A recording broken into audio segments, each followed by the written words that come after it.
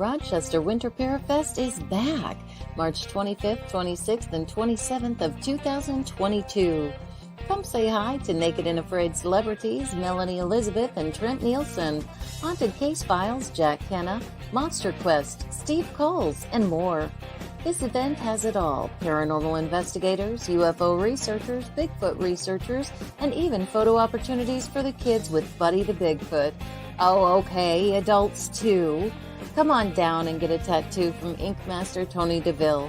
There are psychic gallery and individual readings, as well as radio personalities, authors, jewelry, makeup artists, and so much more.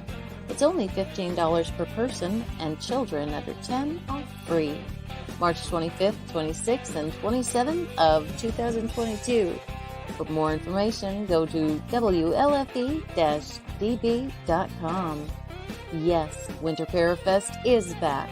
Valley Oak Event Center, Geneseo, New York, next to Denny's.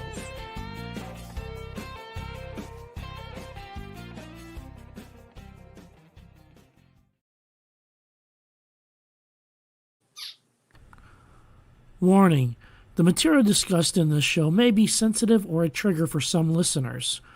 Strong language and topics are discussed. We talk with active duty service members and practice OPSEC at all times. You have been warned.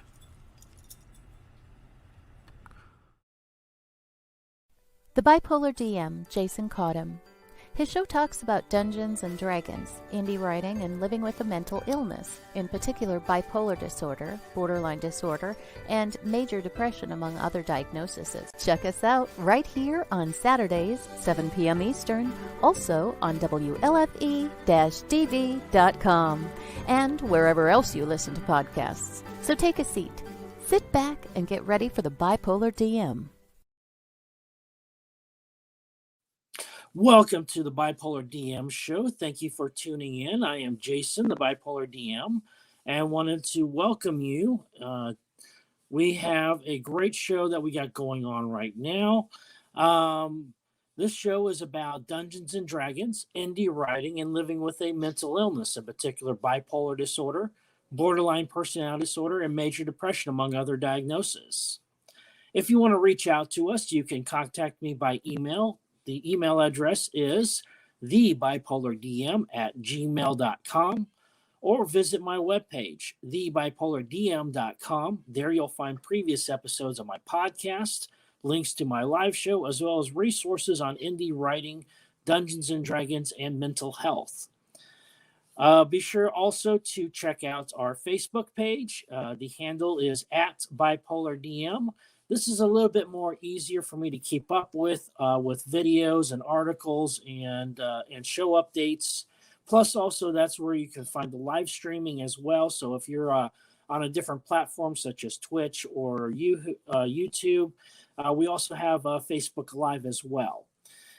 We are also proud to be part of WLFE-DB Radio Network. If you go to Facebook and do a search on that, WLFE-DB Radio, you'll find also all our other shows that we have going on. We are on Strum TV as well, on the Variety Unlimited channel.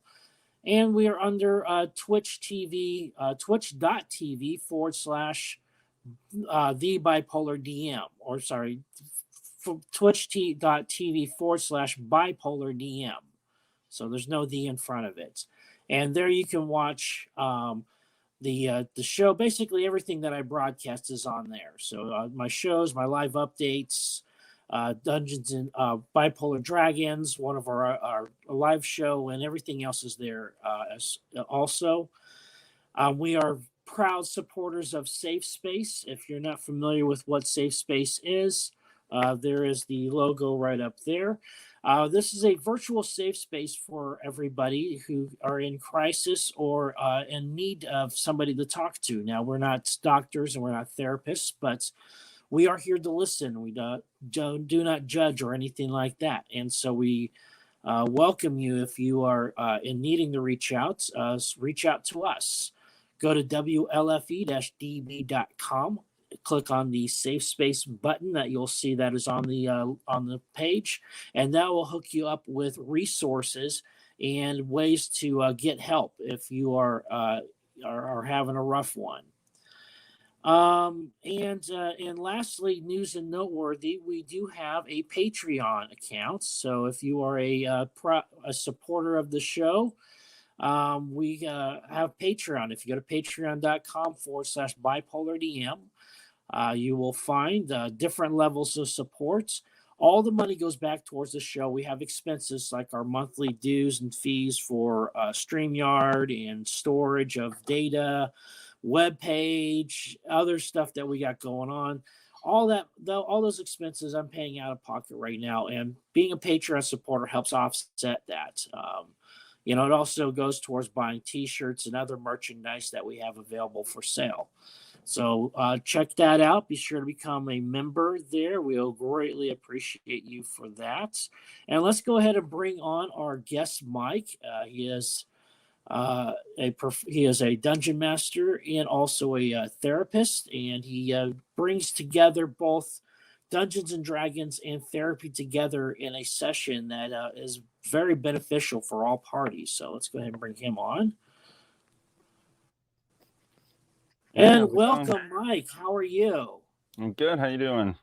I am doing fantastic. So, in the introduction, I mentioned that you are not only a dungeon master, but you're also a licensed therapist. That's correct? Yes, I'm a licensed professional counselor in the state of Illinois with a master's degree in science. And one of the cool things one of the cool things that you're doing right now is you're integrating Dungeons and Dragons in a therapeutic manner. Yes. I right now I'm currently getting some Dungeons and Dragons role-playing therapy, online group therapies going. And I have actually used it in individual sessions in the past as well, with just one client. Great. We'll talk about that in just a little bit later in the show. Let's go ahead and start with your background. So let's go with your Dungeons and Dragons background. How did you get started in D&D, and what edition was that? The very first time I actually played was around the year 2000. I honestly don't even know what edition was out at the time because I only played like a game or two, and then I didn't play for another like 16 years. And then I just had some friends that were playing that I'd met through playing Magic the Gathering with them. So we just started up a game as players, and then we wanted to get another game going and needed a DM, so I kind of got volunteered for it. And that's kind of how it happens. Yeah, you become a forever DM that way. But that's great. So, what are some of your experiences with Dungeons and Dragons as a player? What are some of the things that you benefit from it when you played Dungeons and Dragons? For me, it's just getting to. Even with just people I've met online at this point, like just get to hang out with people I like and play a game. And it's just that sense of fun that you have where like you're doing stuff and then all of a sudden you look up at the clock and you're like, holy cow, it's been 3 hours. Yeah. You just get so caught up in it. And I've noticed like since I've gotten more and more passionate and into D&D, like, right now, I run 3 weekly campaigns and play in 3 weekly campaigns, plus do one-shots and workshops. And like my stress levels have been going down. Like the more I've gotten into it, the more my stress levels have gone down, even though my DM workload has gone up. Yeah, that's kind of the weird thing about it. That goes into showing that it's a real labor of love when you're really passionate about something. It's not work. It's not, because right now I'm about to jump from 2 campaigns to 6 in the matter of 2 weeks because of some stuff that I'm getting involved in with like Dungeons and Dog Tags and also the Phoenix Project.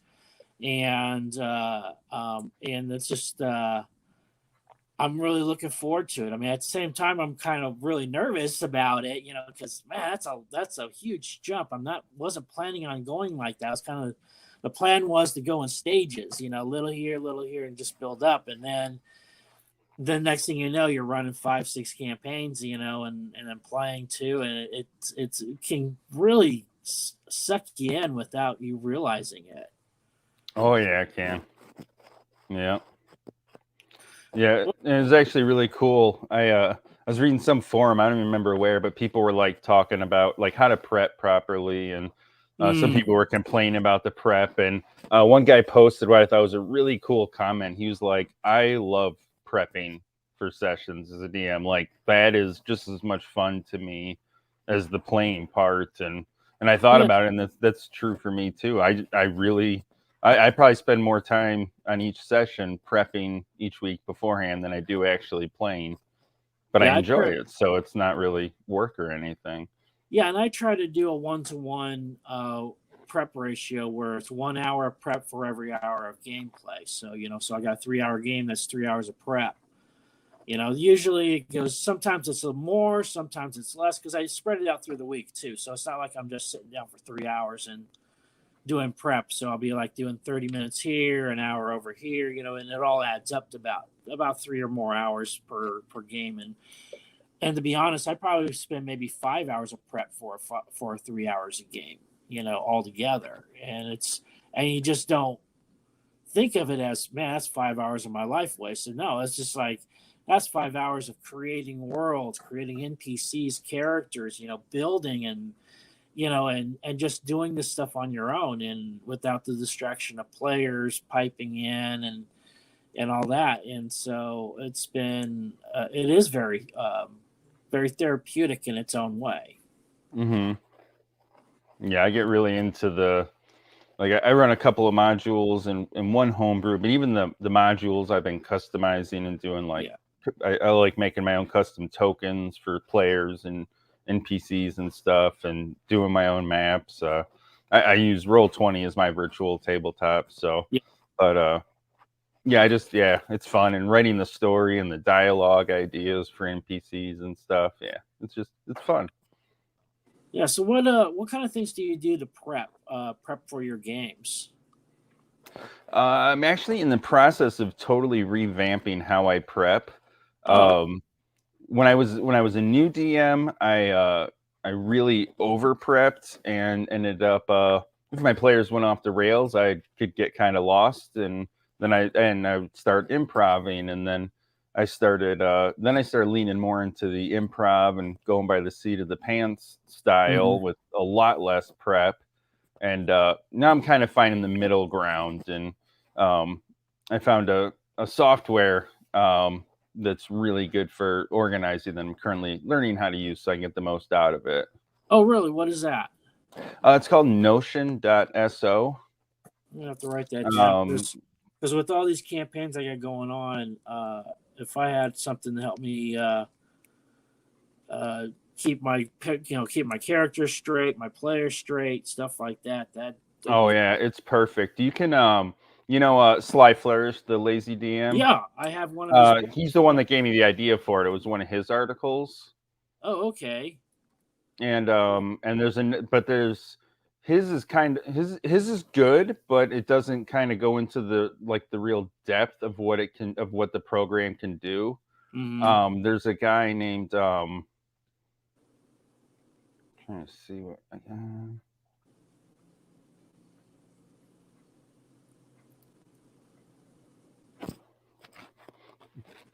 but yeah, there's another guy that does some videos. Okay. And is he on YouTube? He has some on YouTube. Thomas J. Frank. Okay. .com. He's got a lot of.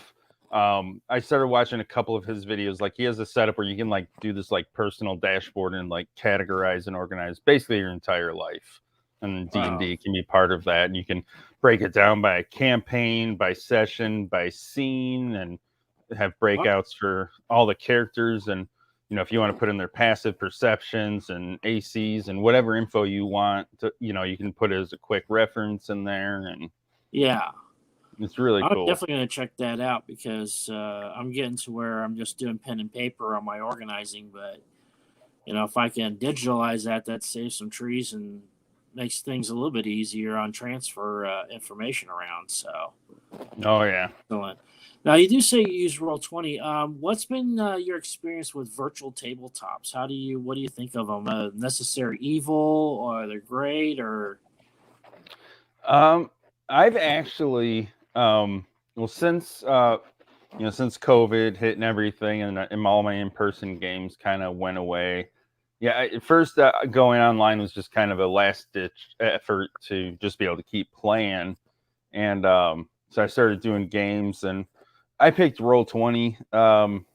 It was probably just the first one that came up when I searched it up, to be honest. But I like it, and now that I've been doing it for almost 2 years. I've logged right around 1,400 hours on Roll20.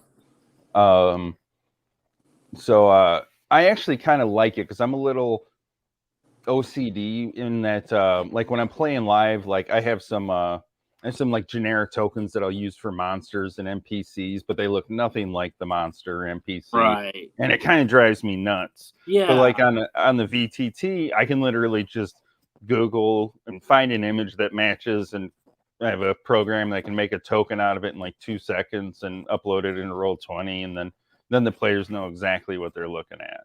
Yeah.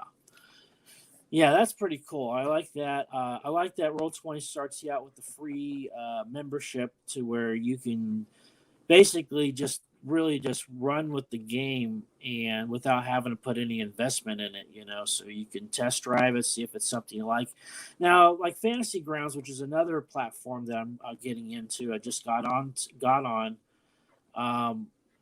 Wow, it's like Roll20 on steroids, but there's things on it that Roll20 has that it doesn't have, like the dynamic lighting and stuff like that.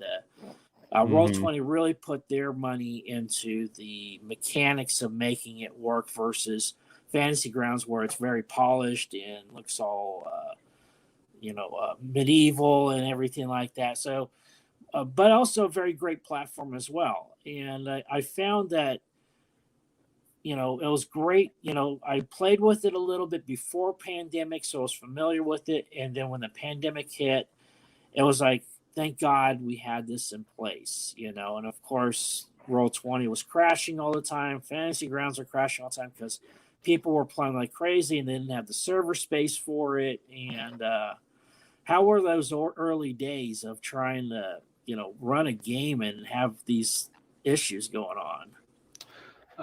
I never had too many problems. I had heard from the get-go that Roll20's voice and video system wasn't great, so I have a Discord server that I made just to play games on. We use that for just audio, and I've never had any issues with Roll20 other than I just had to buy a new computer because my old one was 7 years old and only had 4 gigs of RAM, and it just couldn't run it anymore. So. But I find, the VTTs, like I'll see people in forums and Discord, kind of argue. Sometimes people will argue about which one's better, but to me, it's kind of like the Pepsi versus Coke debate. Like, it's just a matter of opinion, and also about the specific things you're looking to do.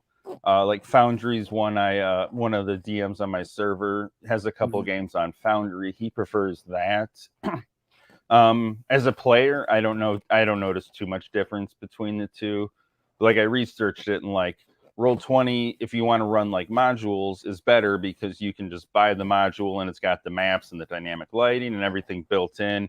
But Foundry's better if you're home brewing because even if you're doing a module, you have to set up the walls and the dynamic lighting and everything yourself anyway. So it kind of it depends on what you're doing and what you want out of it. I don't think there is any best one. It's opinion and what you need it for. Yeah, exactly. And what I think is that overall they're all great because they've allowed us to continue on with this game that should have died with the pandemic because of its social nature, and but has actually flourished and has boomed, and during the pandemic. It's one of those amazing things that that's been going on, is just the boom of Dungeons and Dragons in just the past year and a half.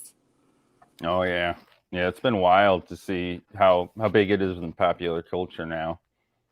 and how accepted it is too. I mean, like case in point, 30 years ago during the Satanic Panic, who in their right mind would think that you could use Dungeons and Dragons in therapy? Yep. Actually, as I was doing research for this, I found some research articles that pointed to some of those claims from back in the 80s and studies that they did, that the way they wrote the studies, it was very clearly biased and, designed to try and show that it was, satanic or whatever. And then the study came back that it wasn't at all. And it was and you look at the history of the Satanic Panic, you can actually almost pin it onto one woman who unfortunately lost her son to suicide, and she was looking for something to blame, and it was Dungeons and Dragons. And unfortunately, the boy had a lot of problems in addition to being suicidal. He was just developing mental illness, was burgeoning. I think it was schizophrenia. He didn't have any help. Of course, it was so stigmatized in the family that, with him having problems, he didn't seek help.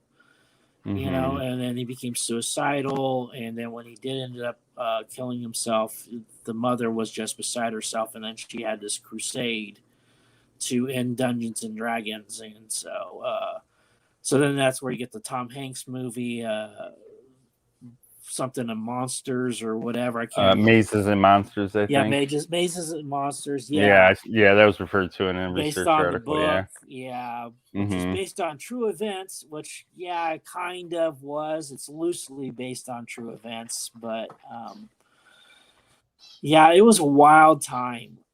But I'm so glad that not only has this game survived, but it's actually become more inclusive in its nature. If you just go to Wizards of the Coast webpage and then click on the Dungeons and Dragons section, all kinds of stuff about being inclusive, whether you're with the LGBTQ T plus community, or if you're a veteran or a jock or a band geek or whatever. I mean, everybody's welcomed at the table. And I think that's been a fantastic thing for therapy too, is the inclusiveness of the game. Oh yeah, I mean, literally anybody can play. Doesn't matter what your background is. I mean, you see like these kind of bigger stars like Joe Manganiello or like Terry Crews that are really putting out there that they play, and they're not the stereotypical image of a D&D player from the 80s. Yeah. So like, but it's open to everybody. All the Facebook groups I'm in are open to all communities and Discord servers and stuff. Everybody's really accepting. I've never seen any anybody hating on anybody for being a part of a different community. Yeah, that kind of stuff gets shut down real fast, which is also great. They don't look the other way when it happens. They say, no, this is not right. We will not tolerate this at the table. And I think that's also something that's been great about the industry and the game, is how active they are at being inclusive. Not only seeking people out and all that, and making the game playable, but to make sure that everybody knows for a fact that they are in a safe space. So what about the playability of the game? I mean, previous edition, you when you first started out, real crunchy. I'm guessing it was probably 3.0 or maybe 3.5. I'm guessing. Yeah, that was my best guess too. Yeah, real crunchy. Versus now 5e, which is it's a night and day compared to what I started out with, which was second edition. So what do you think about the playability and bringing people in with 5th edition? I honestly, I don't even remember any of the rules or how I built a character or anything from the very first time I played. So luckily it was nice. I got to come into 5e with like a fresh perspective without any, jet lag from previous editions. So, I like the 5e rule system in that it's flexible. It gives you, I think, just enough mechanics that you need to run the game, because you know, I mean, it's everybody's different, but to me, the more important part of the game is the narrative and the story than the mechanics. Like for me, the mechanics are there just to back up the story and make it a game, but the story is above all. And like when I teach new players, I teach them. Like I just started another group therapy the other week, and literally took, I think, like 15 minutes to give them enough of a rules rundown that we could get started. Because the way I like to DM in general is I don't like players to ask for stealth checks or perception checks or insight checks. I like them to tell me what their character is doing, like narrate it to me. You know, like I'm looking to see if somebody's following our back trail, or you know, hey, is this guy lying to me? Does he look nervous? And then as a DM, then I tell you what to roll. Yeah, and that's how I roll it too. That's why I love it how I set that up too. Because about 15 minutes of just, this is what we do. This is how we play. You know, it's a basically I come up with the story. Your character's in the story. You have free will to go anywhere you want, talk to anybody you want, do anything you want, you know, within the limits of your imagination. And then we just have dice rolls to introduce randomness, the chance of failure, and the chance of success. And then I explain to them, it's like, I'll tell you what to roll, so don't even worry about it. So when it comes to combat and everything like that, I'll tell you the rolls. I got your character sheet, so I'll just say, you know, you need to roll this, and I'll tell you if you're successful or not. And then I bring them in by guiding them on the same character sheet. So I say, all right, give me a stealth check. Look down the center column, blah blah blah. You know, that way there, so that they start learning as they go where everything's at, how the mechanics work and stuff like that. And I love how the game allows you to do that, where you, unlike many other games where you have to know everything about the rules before you can begin to play. This is very interesting, and it's a backwards setup to where you play to learn how to learn the rules. Yeah, and actually I came up with a pretty cool system, because I have my players we use D&D Beyond for character sheets, and then get the Beyond 20 Chrome extension so that you can click on your character sheet and it'll roll on Roll20. And when I build my maps, when it's with new players, I build my playable area, and then I make the map bigger, and next to it I put a generic character sheet. And as the GM on Roll20, you can actually like hold shift, click down to ping, and it will draw everybody's monitor. It'll center on where you ping. Oh yeah. So if I say, hey, make a stealth check, and they're like, oh, where's that? I can just scroll over, ping on the character sheet, literally bring them right to it. They see there, then they just flip over to the D&D Beyond sheet, and then they click it, and then it rolls, and we're good. That's pretty cool. I'm gonna have to do that. That's for my new players. So fortunately right now, I think I only got one campaign coming up with a new player, but other than that, most everybody else I'm going to be playing with have played at least one or two games, so they got an idea what they're doing. And but it's really exciting though too, playing. I love playing with new players. I love bringing people into the game, but also there's that thing about playing with experienced players and having a campaign with them where you can kind of jump over all the introduction stuff and really get into the game. And now, when you do you think that it's a benefit or not for an experienced player to come into therapy with Dungeons and Dragons if they've already played the game before? Does that help out with things? I mean, it helps make it like I've got one group where like there's 5 players in the group. 3 have from some low level of experience up to like moderately experienced, and then like 2 that have never played the game before. Like it helps in the game sense in that I can focus a little bit more on the new players as far as just the mechanics, and then it takes about the same amount of time, you know, because they can kind of do their thing. They know what to do. And then they can also, we can make that part of the therapy where the experienced players that know what they're doing can kind of like guide the new players, like, but through their characters, not like player talk, like table talk, but like gaming, the character teaching them something.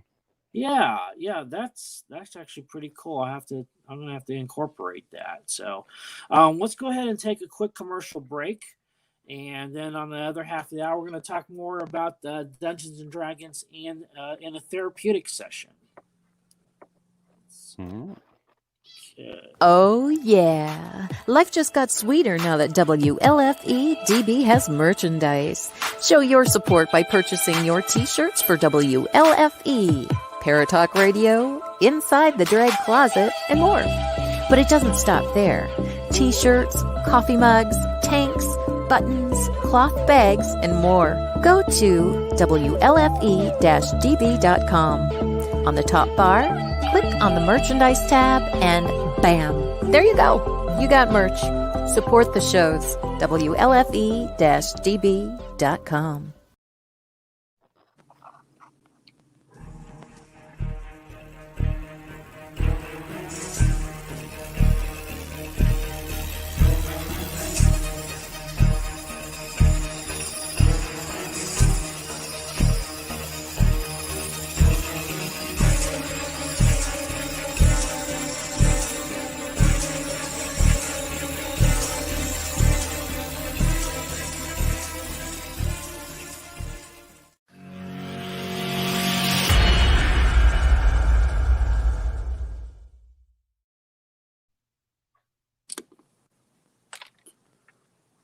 All right, welcome back to the show.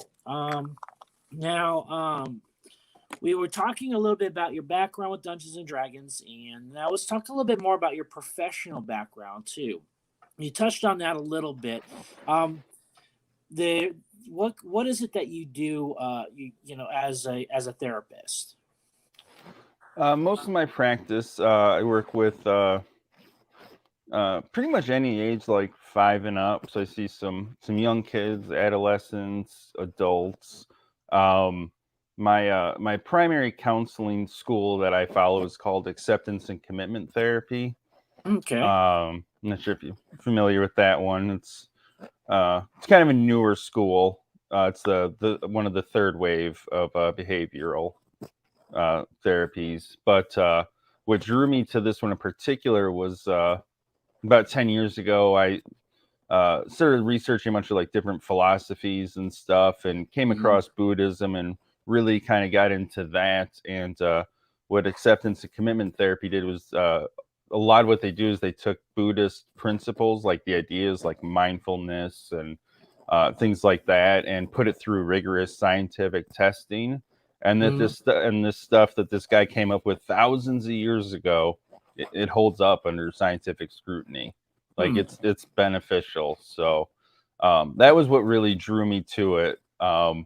But it's also a lot about, making changes in the things we can and accepting, the things that we can't change. So right. And having the wisdom to know the difference. Exactly.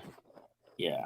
Okay. Excellent. And so then, what was it that kind of was the spark that made you think, saying, hey, I can take Dungeons and Dragons and plug it in here and then see some benefit out of this? It started off with, remember exactly what it was. I had a client, an adolescent. We'd made some sort of deal, and that his reward for it was I would pick up the Stranger Things starter edition. Okay. And then we would play it in individual sessions. And he did it, so I bought it. Luckily, it was after it had been out for a while, so it was on sale really cheap. But so I bought that, and we just ran that. It was just him and me, and I ran a DM PC along with him, and it was he really, really wanted to play Dungeons and Dragons, and it was his only opportunity that he could. He had no other way to do it. So, but he really enjoyed it, and I could see like the ways I could, just by using situations and encounters and social interactions, like I could get him thinking differently. Like because this is a fantasy game, we can get people to experience like social interactions that go like way beyond their normal range of experiences, like things that just don't happen in real life, but like we can combat. learn from those. Yeah. So yeah, excellent. Yeah, like that. I mean, and I like also the way that there's no real world consequences. So if you go up to a woman at the bar at the tavern and strike up a conversation, and then you roll badly on your persuasion check, and she throws a drink in your face, hey, that's a lot better than it happening in real life. Yeah, like in D&D, laugh about that stuff. Real life, yeah, that would be pretty rough. But D&D, on the flip side of that coin, D&D can also be used to teach consequences. Like, if you're working with somebody that has like some impulse control issues, maybe, and teach them that actions do have consequences. Yeah. Within the game, and without even telling them that, hey, this is a consequence of what you did. It's just you let the game naturally play out. If they do some choice, like in one of my games, I think the one that stands out to me the most was the party had like fought a monster, and they had a pair of dwarf brother NPCs with them, and one of the dwarves died, and one of the players just robbed the dwarf brother's body with his brother just standing right there. So later on, as a consequence, the brother came back with a bunch of his friends, and in the middle of the city, they were just shopping. They thought they were having a shopping day, and then all of a sudden they were ambushed by dwarves. Oh man, that's pretty rough. And we never had to have a talk about consequences or anything. Like, he didn't do anything wrong. Like, he did what his character would do, but there's consequences sometimes. Yep, and sometimes those consequences make the best stories. Yeah, that turned into that turned a let's just do a nice normal kind of boring shopping day into, oh boy, we have an encounter. Yeah, it's like Christmas at Black Friday at Walmart. Just the fists are flying. Now with the how does it look differently when you're on an individual one-on-one, let's say a solo game, versus with a party? How does it look different between the two in those two settings? Yeah, it's definitely a very different dynamic when it's just one-on-one. Because normally I would never use a DM PC like in a group campaign. But I mean, one-on-one, like, I have to give them, give that person somebody to interact with. So it almost like forces me to put on a second hat, because I have to be that NPC just like I was the player in order to interact with him, because that's where the bulk of the interactions come from. Right. So that was a very interesting experience, because it had me like flipping from my DM to player hat, like, pretty quickly. But it was really cool, because I mean, one nice thing about doing it with individual, I mean, you can just focus on you get to focus on just one person and not 6 people at your table. And you can tailor what you're doing for them, especially when it's in a therapeutic setting. So like if they have like social anxiety, say, then you maybe add more social encounters than you normally would in a game that's for fun. And people can, I think one of the really cool things about it is just the fact that you're playing a character, like, almost lets you think, in D&D we say, like, do what your character would do, but it almost, like, that's almost so freeing that it's your character doing whatever happens. It's not you. You can almost be more yourself in the situation, because you almost have like this buffer of the character. And if your character does something and somebody judges it, well, it's the character that did it, not you. Now let's go on the flip side on this. Are you? I'm sure you're very familiar with the term bleed and or bleeding over, and which is where the client or the player and the character become so intertwined that you kind of stop. I'm kind of oversimplifying it, but basically it's you having what's going on in the character's life is bleeding over into the player's life, and what's going on in the player's life is bleeding over into the character's life. So can you go a little bit more into some of the risks of that can happen in Dungeons and Dragons? Yeah, it's something to keep an eye on. Like I've noticed, like as a player, like if I've had a long week, the first game I play every week is when I'm a player in a Saturday night game, and yeah, there's been some nights where like I'm just like hoping it's like a combat heavy night because I just feel like thwacking some stuff. Yeah, murder hobo. Yeah, not quite that far, but like I don't pick fights, but I'm just hoping that that's the way the encounters are gonna go. Yeah, but yeah, it's something to be mindful of, definitely. But I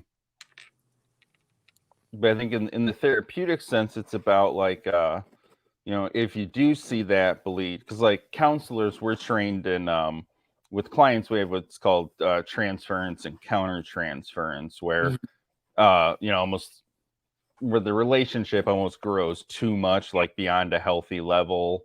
Like a transference is a client having too strong of feelings for the counselor, and counter transference is when the counselor starts having too strong of feelings for the client. So as a counselor, we're trained to be super aware of all that stuff. So like, it's like when I'm doing this therapeutically, that's definitely something I'm keeping an eye out for. And if I do see it like bleeding over, then I'll find a way in game, if possible, to kind of almost use it as a tool again, like as another learning tool for them.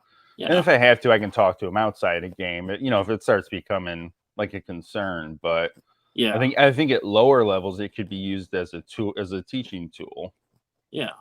So it's just be mindful of it. Yeah, because I have I bring that up because I actually have a acquaintance who has a schizoaffective disorder, and because of that, because he can't separate reality from fantasy, he cannot play Dungeons and Dragons. He had tried it in the past with disastrous results, and got too caught up in it.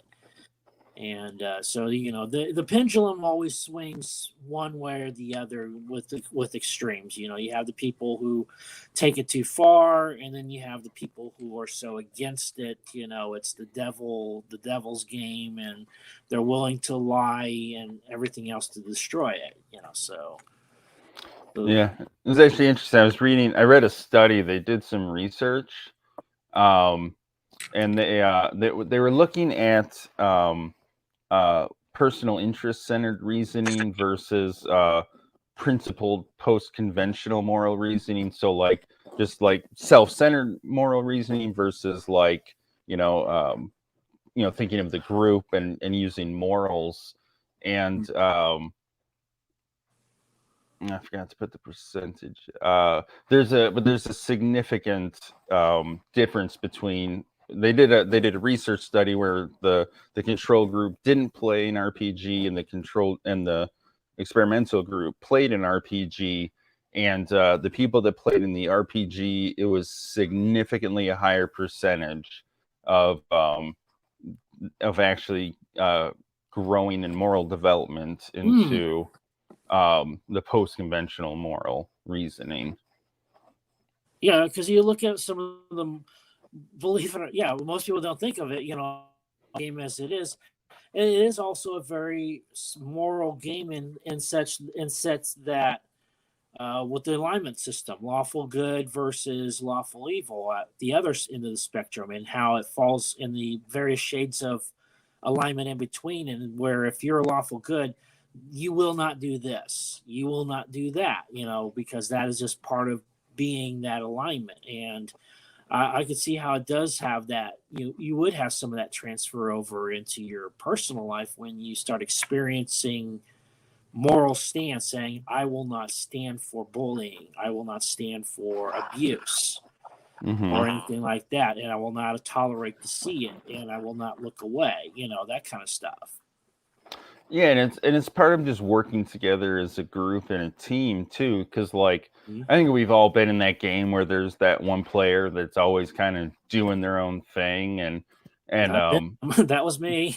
yeah, I've been him too, yeah, Yeah. yeah, but there's usually one person, yeah, that will kind of do their own thing, but like the group will naturally in character kind of rein that person in and like Mm. show them and teach them how to be part of a team again, all within the game, which is so cool, and why I really love using D&D in a therapeutic setting, because like I get to do therapy without having to do any direct therapy. Like Yeah. everything happens within the game, and it's basically, it's like instead of me spending an hour a week with somebody just teaching them tools and then telling them to practice it for the next week, we're just using the tools naturally as they come up Mhm. in the game, and then I Oh use yeah. the story and NPCs to kind of guide them in different ways where they'll do these tools. And like I was reading how good this is, like there's some programs for kids on the autism spectrum. Yeah. Critical core. Yes. Yep.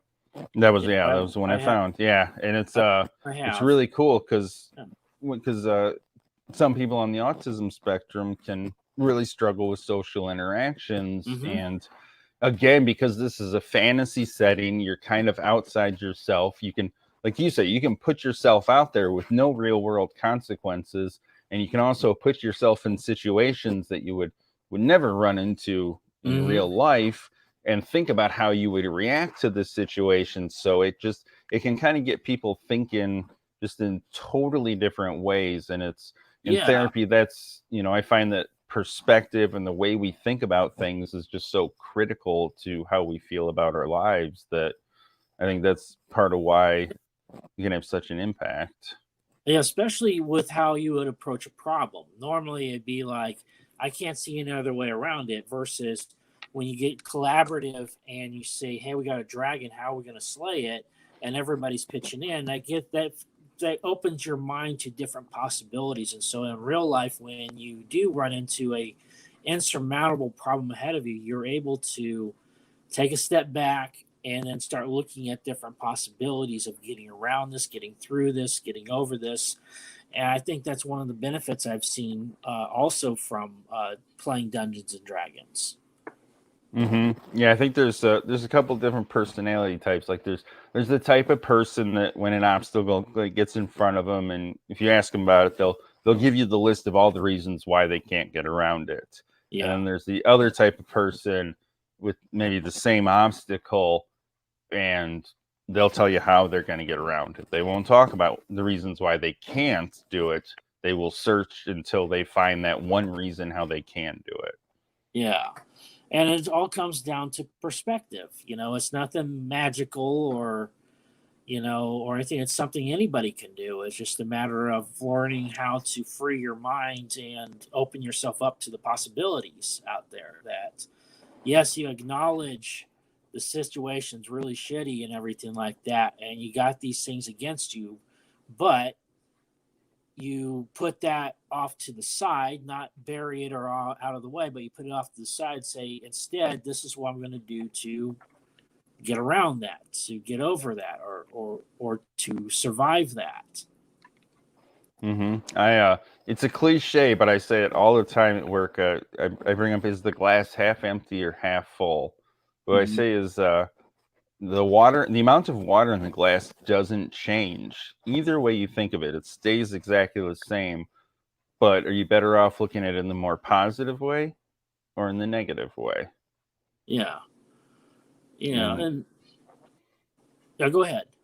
And like, even, I talk a lot about how like our lives are not composed of, the events that happen to us. Like that's not what makes us who we are. It's how we react to those events. Because you can have, a really terrible event and have two people react to it in polar opposite ways, and someone ends up, in a not great situation because of it's, someone can come out stronger, find a way to come out stronger for it. Yeah. Like I know of someone that horrible tragedy happened too. But that tragedy, once they got past it, they went on to like get legislation approved to like make sure it didn't happen to anybody else. So like it was Yeah. a horrible thing, but something good came out of it in that maybe that thing won't happen to other people now because Yeah. this person got some laws passed. Yeah, so that's fantastic. But yeah, that is something that I've noticed with Dungeons and Dragons is how it helps teach that, especially when I was playing with kids. Because it's amazing the things they'll come up with to get around the problem. I mean, and I started learning, and that's where I really learned, really exercised my improv skills, Mm-hmm. and had to prep less and improv more because there was just no way to know where they were going. I couldn't predict what they would do. So I had to basically know the world well enough that if they went into whatever direction they went into, no matter how obscure, I was ready for something, even though I had no idea. Which gets me around to this idea, which is what was probably one moment or one of the strangest, funniest moments where a game went off the rails? It's funny you asked that. I was just reminiscing about this. There was this game I started right about a year ago now, actually, pretty close to the year anniversary. We started off as the Descent into Avernus module, and then we finished that up, I think, at like a level 11 or 12, and then the players, like, they asked me, they're like, we love our characters, and this group was super into RP. Like I would sit back and they would just RP for like 45 minutes straight with each other, and it was entertaining. They were having fun. Like I wasn't even saying a word, and I was just having a blast listening to them. And so I decided to switch to homebrew, which it was the first time I'd ever homebrewed anything on Roll20. So there was a learning curve there.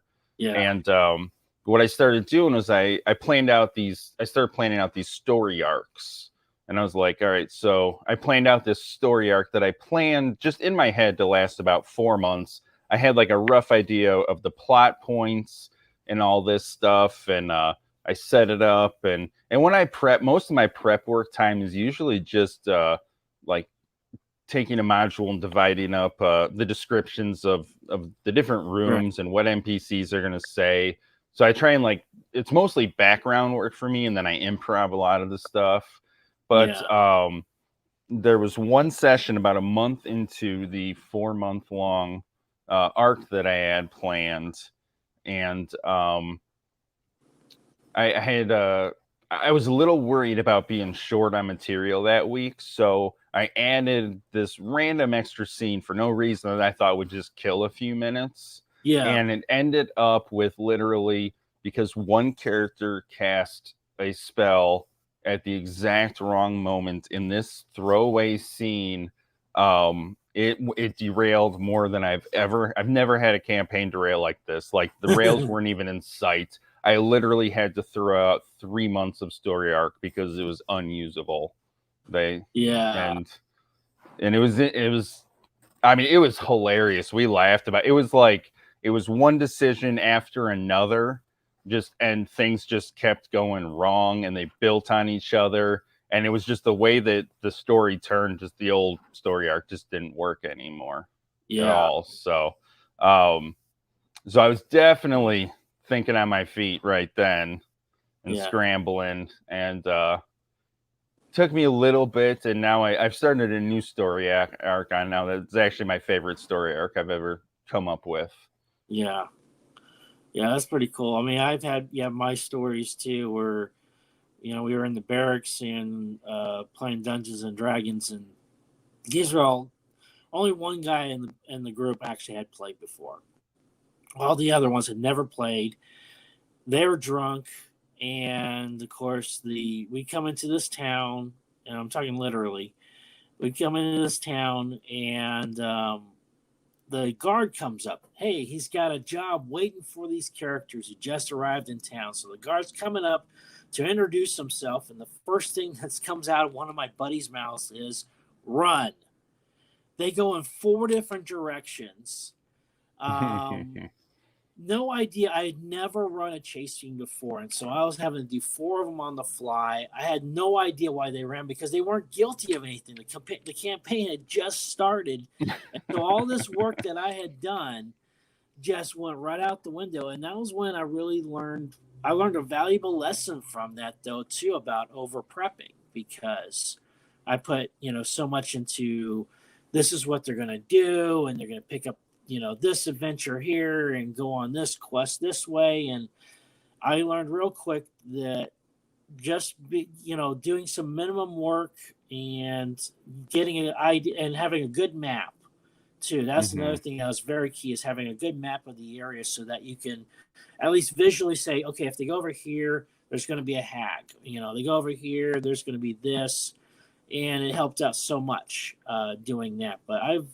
But yeah, I think I learned more about Dungeons and Dragons from when the players go off the rails than I have when everything goes according to plan. Because I don't remember the games when everything goes according to plan. No, yeah, those definitely do not stand out as much as the ones where they go off the rails. Because I mean, and it's just fun because it shows how much power the players and characters truly have. Because we're basically we're building a story together. Mm-hmm. Like the analogy I like to use is, it's like a play, and the DM builds the set and puts out the props and takes care of the background characters and writes a little bit of a script outline, and then the players are the stars, and they star in the show. And they can, when they come up with that right idea and that you do not see coming, and they will. That's one thing. I think that's one of the most important lessons you can learn as a DM. Yeah, it is not possible to prep for every scenario. And there's some things that you don't have to, like traps and dead ends and stuff like that.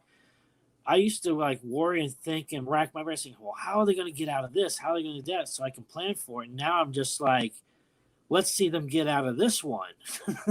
Yeah. I mean, I read a really cool puzzle article because I wanted to add more puzzles, but they were tough to do. And one article was literally just just throw a few objects, throw some crystals, some runes, and it doesn't even have to be a puzzle. Just give them some stuff to do, and whenever they come up with something that you think's cool enough that it makes sense, boop, they solve the puzzle, and then you move on. Oh. So you don't even have to have an answer to the puzzle. Yeah. Literally anything they come up with that's kind of cool, you're like, yeah, all right, cool, you solved it. I had not thought about that because I've been wanting to do the exact same thing, and I've been looking at books on RPG Drive-Thru and all that on puzzles, and I'm like, most of the puzzles are pretty lame, or they're like, I also do crafting, dungeon craft, so it's also there's no way I can make this. For this puzzle to work, or if I could, it's gonna be so many hours to make it just for it to be there for 5 to 10 minutes. It's not worth it. Yep, I've been there as a crafting DM. Yeah. Yeah, and what I've been doing, or I'm out to get my laptop back, is I got a camera set up directly over my minis table, so I'm able to now reintegrate my terrain I've all built, the Black Magic craft system with the I like this with stuff. the XPS foam. I got that's what I do too. Dungeon tiles. I got all kinds of scatter minis and all that. And what's kind of nice about the way the camera setup is that as long as the minis are about the right size and color, they don't have to look like the monster because I don't have the camera that close. So it saves me a bit of money where I'm not like, all right, now I got to get some orcs. Now I got to get some goblins. And it's like, no, I got some goblins and they can also be kobolds because they're small enough that on the camera, you just see the color of the base, and it's pretty cool how I've been doing this. And I've been really excited about getting my laptop back so I can bring it back, because with Discord, it works with Discord too. Or if I decide to run a game on Zoom, just have the camera pointed down that way. So it was just kind of a way I got around to figuring out how to bring back something I love in Dungeons and Dragons, which is terrain. And I wish we had another hour just to talk about DM crafting. I'll have to bring you back on that and talk about crafting. Oh, I could definitely talk about that for an hour. Because that is a hobby within just of itself, which is awesome. So, oh yeah. Well, Mike, thank you so much for coming on. We are at the end of our show. Great having you on, and look forward to having you come back and everything else that we're going to be doing working together. So if you have any parting words for our audience before we go. I would just say, if you're experiencing, any mental health issues right now, especially with everything with COVID and everything, like, there's help out there. If you need to call a crisis line or just find a place, you can go to talk to somebody. Just right down below. Yeah, don't be afraid to reach out for help. It can only make things better. And it does get better. I've seen lots of people in pretty bad places get to really good shape. So, and play Dungeons and Dragons, because it's fun and it's good for you. And what I always say too at the end of my show, everybody take your meds. All right. Thank you for listening to the Bipolar DM. Didn't mean to hit that just yet, but let's go ahead and just say our goodbyes. And so thank you so much again, everybody. Our show is on live on 7 p.m. Saturdays, Eastern Standard Time on WLFE-DB.com, as well as, let me throw up that banner one more time where the show's also on. Well, that one will work. We also got Bipolar Dragons on that Sundays as well. So be sure to check that out. That's where we play Dungeons and Dragons on the stream. So that's 3 p.m. Eastern Standard Time. Find it at The Bipolar Dragons on Facebook, or just catch everything on twitch.tv/The Bipolar DM. Thank you again, Mike. And it was great having you on. And of course, everybody remember, take your meds. Thank you for listening to the Bipolar DM. They love sharing thoughts and ideas. See you next week, 7 p.m. Saturdays on WLFE-DB.com, where our shows are your shows, and that makes for great talk radio. WLFE Digital Broadcast Network is on TV. You can watch all of our shows on WLFE-DB.com. Check out our channels: Paranormal View for all of your paranormal type shows, LGBTQ Friends for all of our LGBTQ shows, Variety Unlimited for all other shows. It runs 24/7 right on WLFE-DB.com. You'll even catch the lives, all in one place. Never miss an episode, past or future. WLFE-DB.com, where our shows are your shows.